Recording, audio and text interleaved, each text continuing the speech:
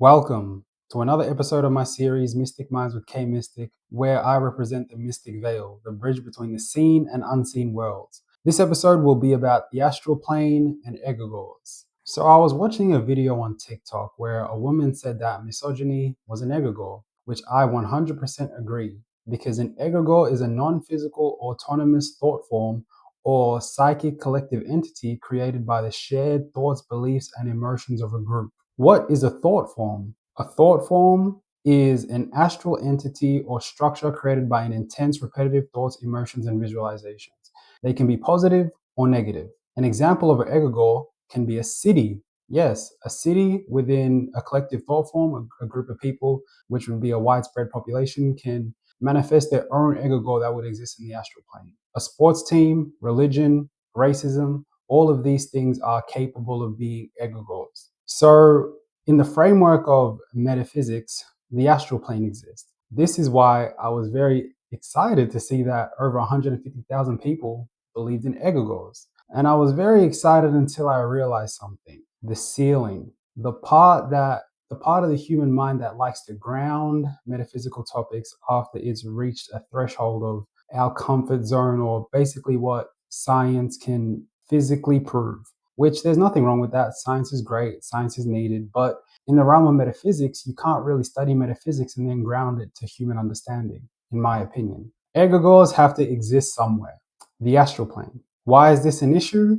Because people tend to ground metaphysical information back to symbology when it goes beyond our mental grasp. If the tens of thousands of people that agreed on the existence of egregores were to watch this slide, how many of them do you guess would still believe in them?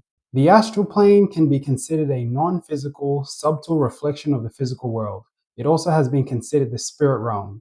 Some call it the fourth dimension, where everything and anything can exist. For example, egregores, thought forms, mythological creatures, extraterrestrials, gateways to higher and lower worlds, and other dimensions and realities. So after this is all explained, the full scope of egregores are revealed.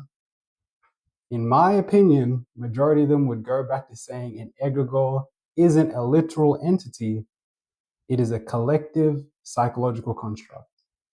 Is this life-changing information? No. Does it represent TMV the veil? Yes, because the mystic veil is my interpretation of the seen and unseen worlds. I've realized in the concept of metaphysics and spirituality, a lot of people like to ground things when it goes beyond what people can believe.